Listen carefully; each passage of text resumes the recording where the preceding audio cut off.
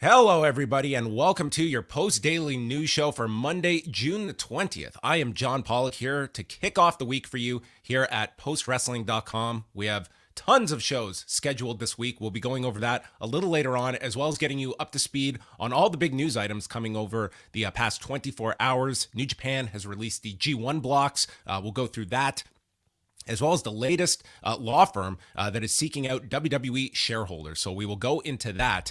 But as promised, we are going to be kicking off the week with a very special guest who has just put out Dynamite and Davey, the explosive lives of the British Bulldogs. And it is my pleasure to welcome the author, Stephen Bell. The book is available worldwide, and you can go check this out on Amazon, as well as other book outlets. And Stephen, thank you so much for joining us. You kind of got caught in the crossfires last week with all the news going on around Vince McMahon, but thank you so much for being able to reschedule and join us today. Yeah, no worries. Vince did kind of steal some limelight there, but yeah, that's the way it goes. I feel like I'd rather be in my shoes than his.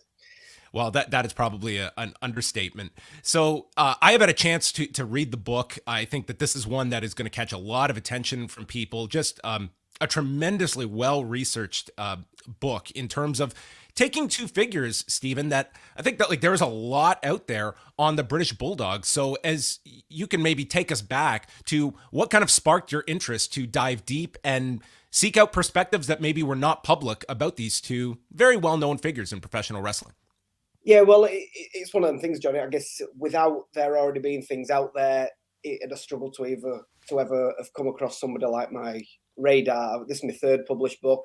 I love to sort of unearth and bring past stories back to life. And I've been a wrestling fan for a lot of years, more on and off, especially sort of in my formative years when particularly Davey was a mainstream star, and then through the Attitude Era again. And Davey, along with probably Undertaker, was the only one who sort of transcended those generations and was still there and still active in my sort of second era fandom.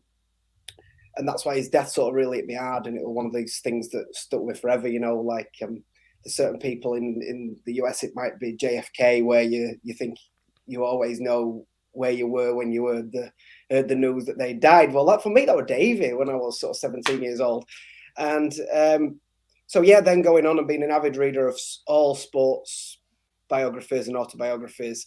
So then reading Mick's book, Dynamite's book itself, and Brett's book, it just sort of really piqued my interest, especially being from a neighbouring northern town. I share a heritage with them. So by then, I'd sort of really built up this image in my mind of what they'd come from, the such humble beginnings that they'd come from, like I've come from, to then go on and conquer the world, and literally another world, you know, with these larger sort of superstars, bigger than life superstars, to come from them beginnings and conquer that world. It just sort of really captured my imagination as a storyteller.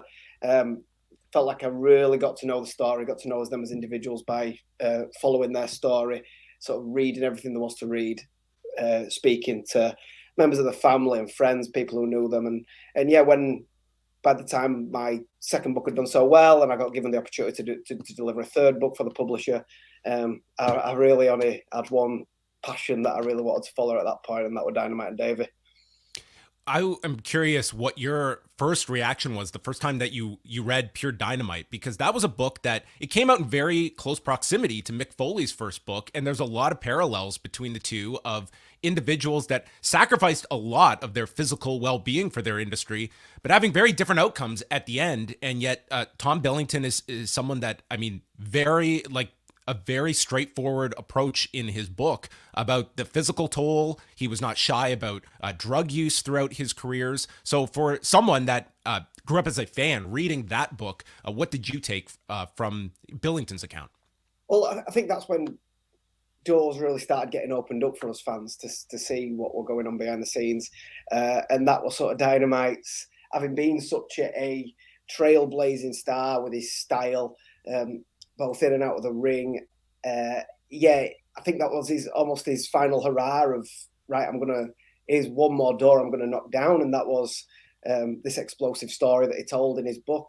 I do think there's parts of it that are like a snapshot in time. You know, he'd obviously hit on hard times by then. And in sort of 98, 99, when he was writing that book along with Alison Coleman, you can sort of, it's so, you can almost hear his voice coming off the page, and you can feel his pain at times. You can feel maybe a little bit of denial at times as to what's happened. And yeah, it's a real insight into what he was feeling at the time. Whereas, just using a similar example, but Brett took them years after to sort of write that book, with a lot more retrospective, if you like, a longer view back. I think there was a lot more emotion in Tom's voice and in them pages then, but that really comes across, and it still comes across to this day. When you are first seeking out interview subjects and people that you felt were essential to telling the stories of Davey Boy Smith and Tom Billington, first off, who are some of those first people you're reaching out to? And was there a lot of hesitation on another book being produced about, you know, figures from that Stampede territory where there is just so much to that territory historically? Yeah, well, obviously, the only reason that there's so much is because there is so much to tell, and it's so fantastic that those resources were already there for me. You know, Heath McCoy's brilliant book, Pain and Passion, that were obviously a starting point for me, along with Brett's, and as I say, mention Mick's as well, because both guys appear in Mick's book quite a lot. And then, you know, Bruce Hart had written a book, and people like that. So that were great, and I just needed to put some more meat on them bones and get these exclusive stories and these exclusive points of view. So obviously the best place to start is with family. I reached out to as many family members as I could. Some were a lot more keen than others. Some were hesitant, as you say, and it sort of took a little bit of sort of knocking one door down at a time. And once people knew how genuine I was, I told people the story that I wanted to tell. I told them the context that I wanted to tell the story in. So one by one, it was Bruce Hart that I first spoke to. That led to me speaking to Ross Hart. Ross must have been really impressed with our conversation, because he then sent out messages to other members of the family saying, yeah, this guy's good, you know, and it is going to be a really good publication. It was kind of the seal of approval getting that from Ross It really was, to the point where Ross was so fantastic. He became, there was nothing that felt, within weeks of first meeting him and first speaking to him, there was nothing that I felt I couldn't ask him. And so we turned out almost into pen pals, and I was sending him long emails asking him various things about different times. Do you know anything more about this? Can you add any more meat on these bones? And he would send me long emails back, just perfectly honest, as he recalled it. Such a fantastic memory on him, and it would be honest and say if he didn't know anything about it. And then he also introduced me to Bronwyn Billington, Tom's daughter. She was so fantastic. She believed in the project from day one. And it was them two and the help that they give me, which sort of felt like it had been given the seal of approval, certainly from them two and other people that they were speaking for, felt like they could speak for, that I asked them to write the foreword and afterword respectively. The afterword I really felt belonged to Bronwyn, just because of how the story ends, and to really give it the happiest ending that the book possibly could have, it had to be in Bronwyn's voice. And she was so fantastic. She's so honest and open about her feelings in it. And yeah, I really feel like, you know, you'll either smiling or crying as it ends. And Ross wrote a brilliant foreword, really putting me and the book over. And yeah, it certainly at that point, it certainly felt like it was bigger and better than I first imagined it could be. There's been an awful lot of challenges, and as I say, there has been that hesitation from family members, and I understand that and I get that. But the early reviews, it's been out in the UK for a couple of months already. The reviews and the feedback is just so humbling. Almost on a daily basis, somebody reaches out to me on social media, usually via a private message, you know, to say that the book has meant so much to them. I've done that with authors in the past once or twice, and I know the sort of extremes that I need to feel and buy a book to do that. So every time somebody does that, it really does mean a lot to me. And as I say, it's happening an awful lot. The feedback and the reviews have just been fantastic, and I really feel like I had this vision in my mind from the first inspiration that I got to write the book, and I really feel like it's come to fruition well. You disclosed in the book that you did not get any participation from the Smith side of the equation. Was there ever a point where they were open to the idea of working with you, and was a reason provided for you? And did that change kind of the project at all, having one side accounted for, but the other, you don't have that direct contact with the Smith side? Well, the style of writing the book meant that I always wanted to write. It's the way I've wrote my previous book, and I loved writing that style. I don't drop in and out of quotes and in and out of sources. I write it as one flowing narrative, and then at the back I explain where I got all them points from. It's just a way that I feel. It's the book that I'd like to read as a reader, where it just flows almost like a novel, and tells a story. So the fact that I didn't have direct quotes from any of the Smith family, I don't feel affected the narrative and the story that I want to play, that I want to tell. What it did affect, obviously, is that I had slightly less intimate details of family life. But I explained to Ross that I was concerned about that. So he did his best to really provide some of his own best insights from family life with with Davey. And so, yeah, I think we managed to get enough in there. I was really careful about making sure that I covered Davey's life just as much as I covered Tom, despite not having quite that exclusive insight into the family. And yeah, I get why there was hesitation that went beyond hesitation to the point of reluctance and ultimately complete opposition to the book, unfortunately. But yeah, I did have contact, but it didn't. We shared very creative differences, I think, is the ultimate point. Do you have any idea if anyone on that side has read the finished book? I don't know if they read the finished book. I had sort of a representative from the side. I just need to be careful what I say, because this person contributed quite a lot, and then we had a big creative difference, and I agreed to provide them with some anonymity and that. Yeah, absolutely, fair enough. So yeah, it didn't come to fruition as I'd have liked, but I don't think it detracts too much from the final product. And I don't think at all. And I raised the point because I think sometimes in telling these stories, it can sometimes be more difficult when you are working closely with family members, especially of a deceased individual. And you have the contrast in this book of one side that did speak and one that did not.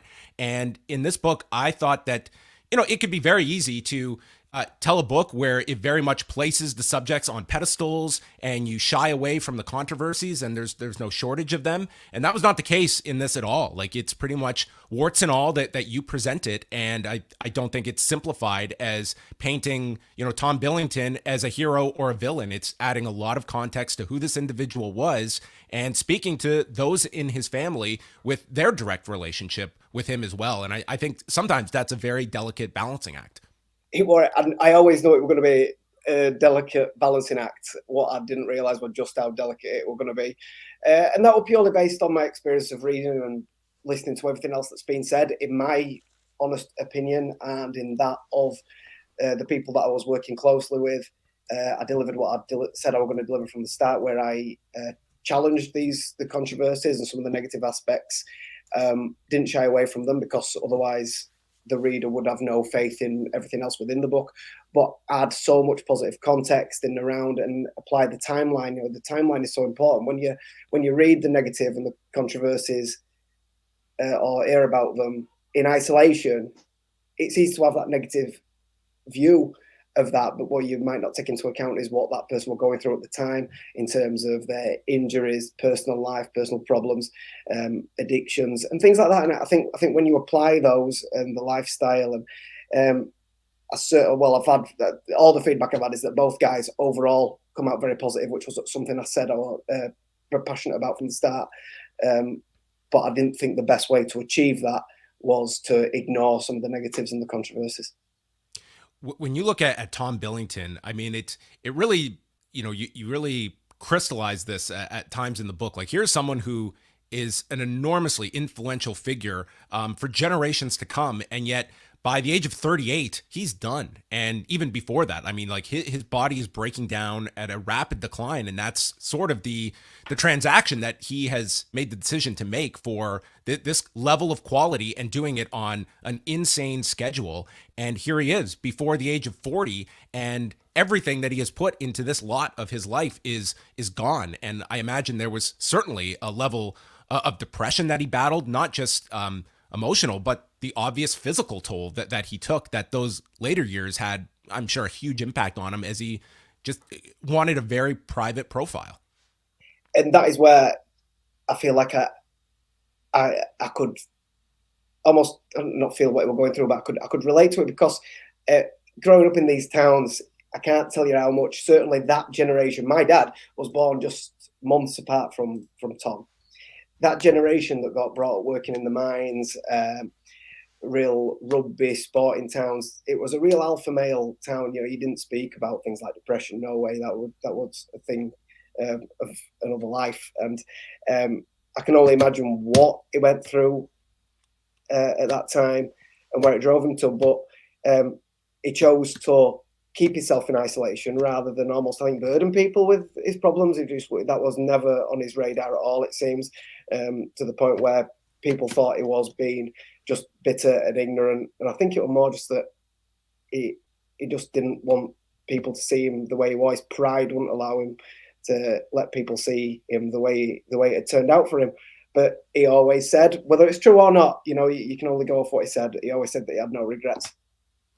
Did you get the sense, and speaking to all the different people that you did, that there was almost this internal frustration on Billington's part of, here I am, you know, this incredible rare talent in an industry that so covets size and all of these enhancements that I need in order to compete with, you know, the bodies that are being represented in the World Wrestling Federation at the time. Whereas today, I obviously there's still going to be steroid use, but it's nowhere near the focus that it was at Tom's time. It's a completely different industry now that is much more accepting of like what he was doing in the 80s. I think in any walk of life, it almost needs barriers to be broken down, for good or bad, for people to learn the lessons from them. And that was the era where this era of almost excess, be it painkillers, be it steroids, just to achieve the fame that were new, the money and the fame that were new to the business at that time. When they'd got in the business, working in the smoky town halls around where I'm from, they were getting into it for an alternative to work, doing the backbreaking work down the mines, and something that they got passionate about and loved.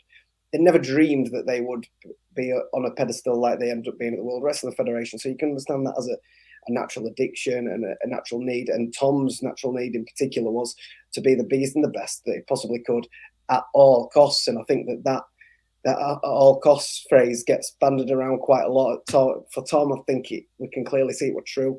There was nothing he wouldn't do just to deliver it. Ultimately, on a nightly basis, it was all about the fans. And he said that no fan went home unhappy after they'd seen the Dynamite Kid in action. And I think that of all the other drug use that he openly talked about, I think that the endorphins released from knowing that he was sending every fan home happy, despite what pain it was racking through his own body. I think that was the ultimate one for him, and something that he found hard to let go. How did the relationship change between Tom and Davey? And we know how the relationship ultimately deteriorated by the end. But when Davey first comes over to Stampede, it very much feels like, yes, they are cousins, but it is almost like this is the annoying little brother of Tom. How did that relationship grow as the two became interdependent with one another, and you thought of one, you thought of the other as they were paired together and found all that success?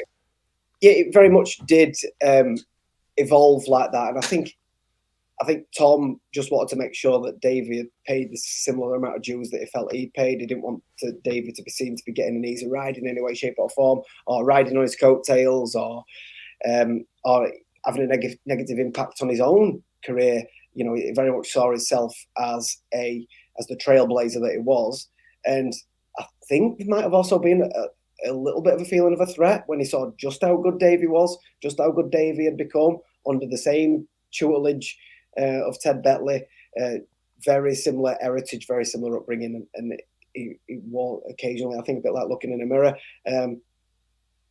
But once he realised that Davey had paid his dues, once he realised just how good he was, once he began to sacrifice the same sort of sacrifices that Tom were doing, Tom instantly started to give him that respect, to the point where they were equals for a lot of years, inseparable as friends as well as cousins.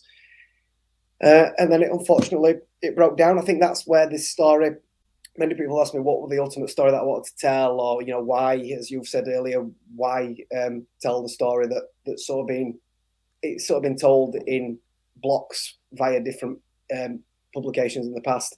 I wanted to bring it all together. Ultimately, the bit that I hadn't been told, I didn't feel, was their relationship from growing up. I've been to their hometown. They live just a couple of streets apart. They grew up just a couple of streets apart. This relationship from cousins growing up together to following that same heritage, that same upbringing into wrestling, going apart into different parts of the world and coming together, forming a relationship as well as a rivalry in and out of the ring, becoming close, inseparable, and then ultimately becoming almost mortal enemies at the end. Again, it's almost Shakespearean, really. And kind of focusing a little bit here on Davey Boy Smith is that, when you sit down and read a book like this, you truly see the roller coaster that this individual went, and the highs of, throughout his Stampede days. SummerSlam 92 is such a hallmark moment. And then at the same time, legal issues outside of the ring, the injuries that, nearly killed him by the end of the 90s after the trapdoor incident in WCW.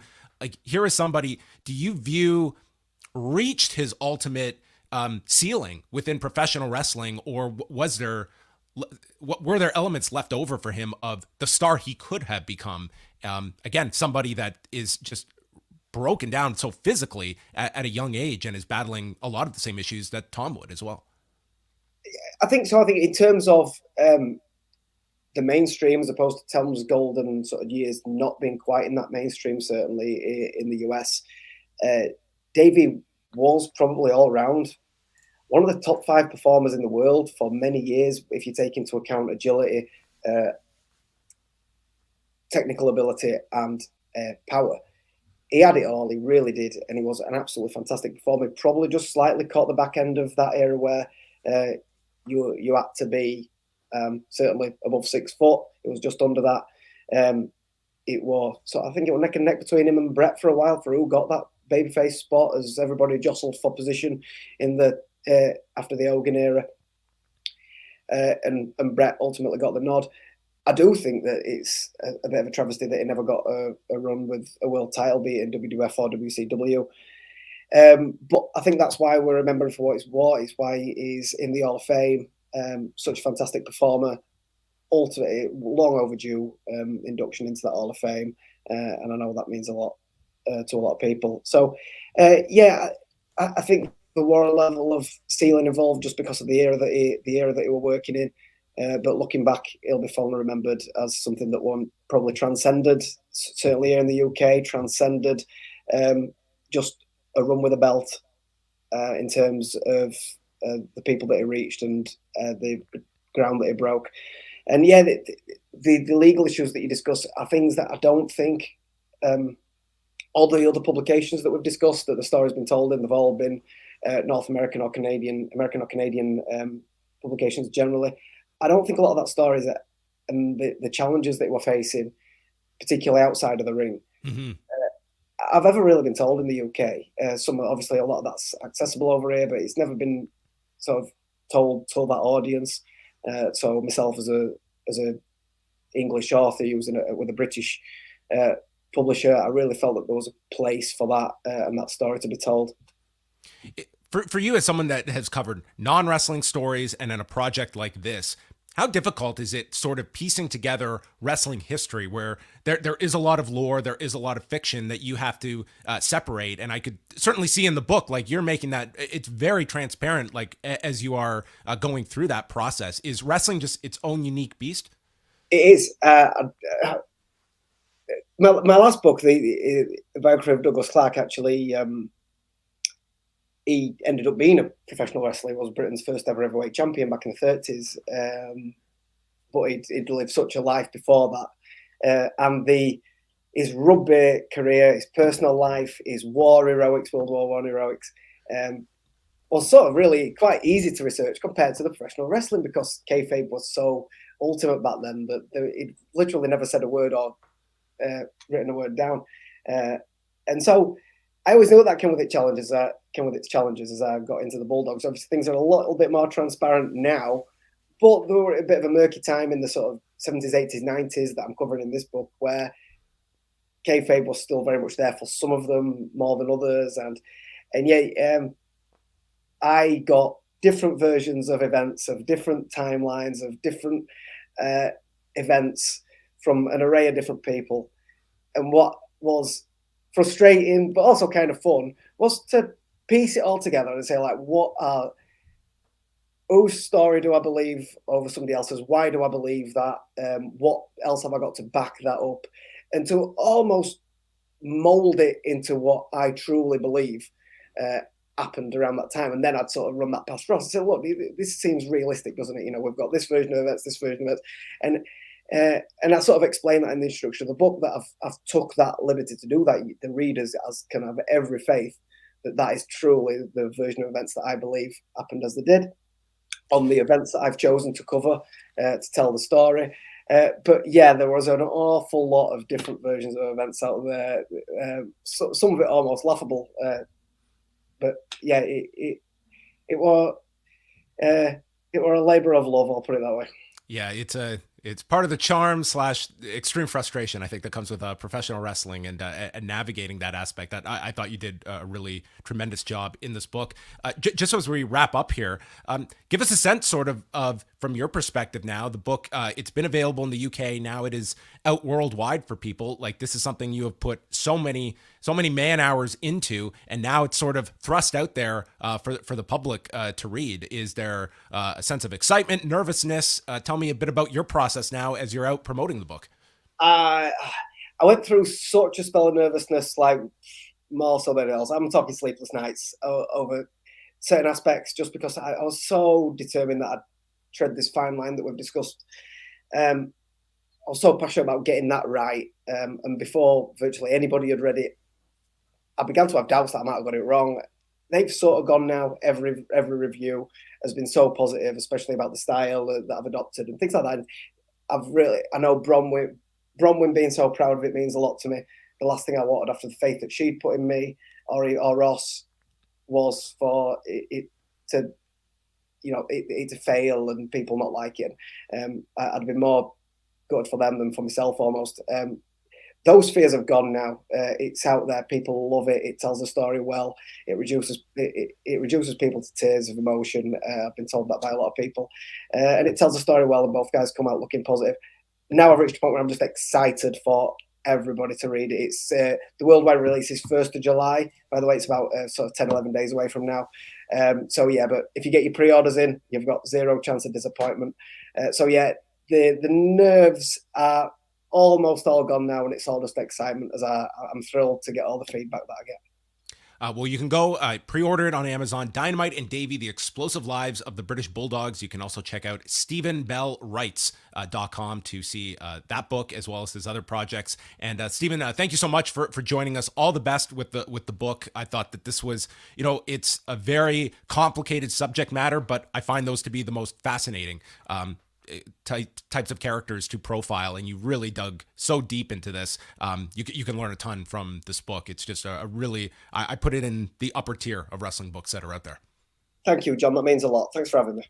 All right, everybody. That was Stephen Bell joining us. So thank you again. I do recommend the book. It's over 300 pages, a lot of original interviews, and going through to very complex individuals, in particular in Tom Billington, who is somebody that can be viewed in many different lights. But I think part of the curiosity that I always have is somebody that is viewed in one light and then asking the questions of what was the road to that endpoint. And this book kind of serves as that light on the road of the lineage of Tom Billington and Davey Boy Smith as well. So we are now going to go into a couple of other news items, and we will be starting off with New Japan Pro Wrestling, and they held their New Japan Road event at Korakuen Hall earlier today, and we have some of the results coming out of that, including everyone's favorite, the All-Atlantic bracket on the New Japan side. It is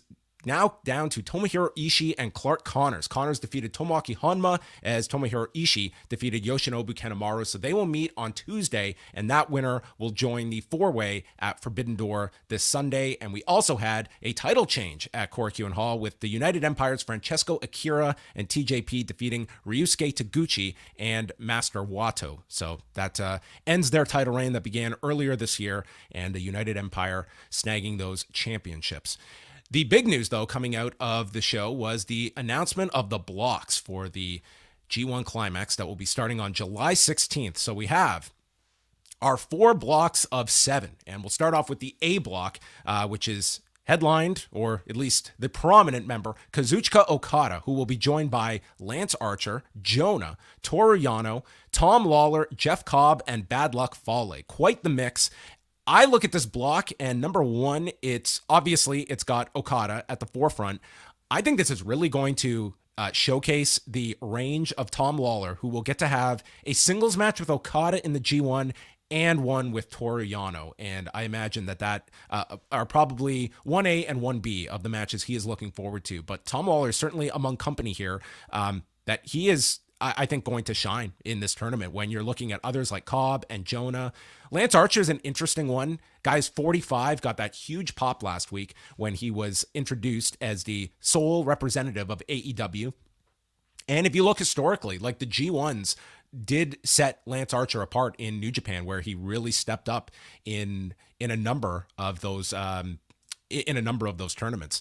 So that is the A block. Then we go to the B block, and it will feature Jay White, Tomohiro Ishii, Tama Tonga, Taichi, Sonata, The Great Okan, and Chase Owens. It's got Ishii. It's got Jay White, which is going to be a positive or a negative for some, but I think it's a positive. And I think you look at this one, this is more of a wild card block to me. Great Okan, I would suspect, is going to be protected fairly well in this block and building upon last year. Tama Tonga is now in a babyface role, so that adds a new wrinkle to his story. But this one really feels like it's about Jay White. Ishii has been a multiple time G1 Climax MVP, and he has certainly got the ability with White and Sonata to have big matches, and it's one where hopefully some guys step up, because this is a block that it's more of a question mark to me going in. The C block, it's got its own official designation this year. Hiroshi Tanahashi, Tetsuya Naito, Aaron Hanare, Evil, Hiroki Goto, Zack Sabre Jr., and Kenta. I think this block looks great. You will get another Tanahashi-Naito match. You are going to get Zack Sabre Jr. and Naito plays off of last year. Another Zack Tanahashi match, which, yes, it has been done many, many times, but it's always a great match. Kenta he's been injured all year, so this is really being thrown into the deep end here, and renewing matches with Tanahashi. That was the match where he got injured in, and hopefully there will be no weapons in this one. This block also has Evil, so it's got that going for it. So hopefully that part is subdued, because that has been challenging these last couple of years. And then the D block, Will Ospreay and Shingo Takagi. So you're getting a singles match between those two, which should be stellar. And then the rest is El Phantasmo, David Finlay, Yoshihashi, Juice Robinson, and Yujiro. Yujiro is in this tournament. I don't know why. So this will be very much contingent on the fact that you will get Ospreay and Shingo in various matches that will all get attention. David Finlay, I think, has the ability to step up in a big way. El Phantasmo, as a junior heavyweight in the G1, could also have a great tournament with these pairings. Juice Robinson, I think, needs to have a big tournament. He's definitely been more on the back burner the last few years. This is not the kind of the peak Juice period of 2018. But he is now with Bullet Club, and I could see him being booked much stronger this year, given that new affiliation. Yujiro, I just don't have any time for. Yoshihashi, I mean, when called upon, he can have he can have the good match, and he has a few opponents here. But to me, at this stage, at this year, this juncture where we are, I just think that he's kind of taking up a spot that could be occupied by many other candidates. I mean, man, throw in a member of the dojo, or one of the dojo graduates. So that's that. That's your tournament. We don't have the match announcements designated yet, but those will be coming up. And that's the G1, July 16th. So for those that are paying attention, we are going to be doing our usual G1 coverage for members at postwrestlingcafe.com. So as we're getting towards the end of the month, if you want to get in on the G1 coverage, it will be starting July 16th. If you sign up July 1st, you get access for the whole month, and that gives you access to the archives and every single G1 bonus show in July. And then, of course, it will be going into August. So we will have more news on that in the weeks to come. Ric Flair's last match, it has been moved out of the Nashville Fairgrounds, which just hosted Slammiversary on Sunday night, and they are moving to the much larger Nashville Municipal Auditorium. So the press release came out. After selling out the Nashville Fairgrounds in less than 24 hours, Jim Crockett Promotions, Ric Flair's last match will be moving to the over 7,000-seat Nashville Municipal Auditorium. Ric Flair's last match, produced by Thuzio, a thriller company streaming worldwide, Sunday, July 31st. And there you have it. So the additional tickets starting at $39 for Ric Flair's last match go on sale at noon Eastern this Friday. So obviously they have the demand that they feel the need to go to a sizably larger venue in the Nashville Municipal Auditorium, and those tickets went quick. And this will have attention. This is going to have a lot of attention, SummerSlam weekend, whether you agree or not with on many levels of this match going forward. It does not surprise me at all that there is a demand for it, and that they will probably do well in the larger venue. And mind you, this is all without a match announcement yet. So you have that as well. There's still the question of what the actual match is going to resemble. And as I wind down here, a note went out on the Business Wire today that the Shaw Law Firm is encouraging investors in World Wrestling Entertainment with losses of $100,000 to contact the firm. The press release reads, the Shaw Law Firm, a national shareholder rights litigation firm, announces that it is investigating claims on behalf of investors of WWE for violations of the securities laws. And they recap the Wall Street Journal story on Vince McMahon and John Laurinaitis from last week, and giving information where shareholders can contact them, and states that the class in this case has not yet been certified, and until certification occurs, you are not represented by an attorney. If you choose to take no action, you can remain an absent class member. This is the second law firm that is seeking out investors. After last week, it was noted that Scott & Scott Attorneys at Law, LLP, is also investigating WWE's directors and officers for breach of fiduciary duties, and to contact attorney Joe Pettigrew. So this is somewhat similar to a number of years ago when you had the various suits filed on behalf of shareholders. This was in regard to the Mina Rights television deal, that eventually all these suits sort of got bundled together, and you had that big $39 million settlement. No speculation onto where this is going to go, but it is the second law firm that is looking into this, so at least getting that attention as well.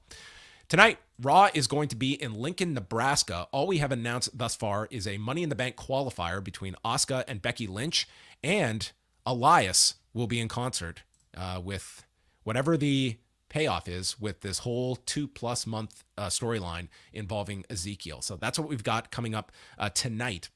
But coming up this week on the site, in just about an hour, Wai and I are going to be live for our Double Ice Cap and Espresso members at postwrestlingcafe.com. We'll be doing a live recording of this month's Ask Away mailbag show, where the intrigue is going to be if my voice lasts for that entire show.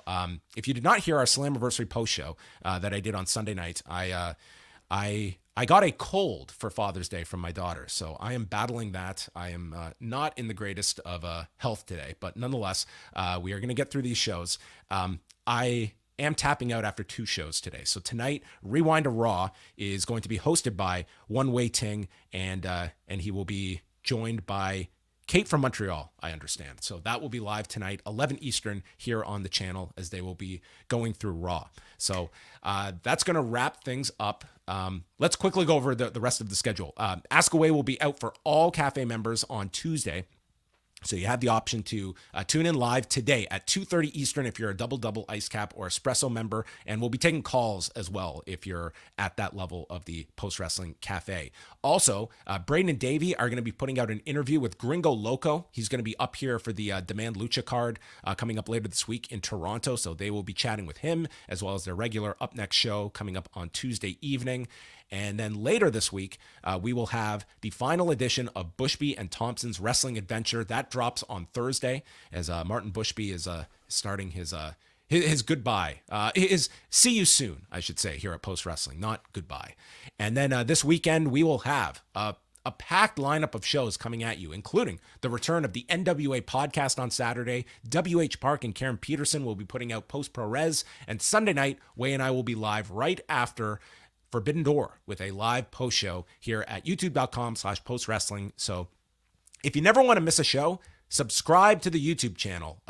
You will get alerted whenever we are going live, which, as you can see, is very frequent, maybe too frequent, but we are constantly coming at you with more. Whole schedule is up at postwrestling.com. I hope my voice held up okay on today's show. And a big thank you to Stephen Bell, again, the author of Davey and Dynamite and Davey, The Explosive Lives of the British Bulldogs. You can go pre-order the book on Amazon. Check out StephenBellWrites.com. And that is going to wrap it up for me. I will be back on Ask Away. And then tonight, Rewind to Raw with Wei Ting and Kate from Montreal. So that is it. Have a great Monday.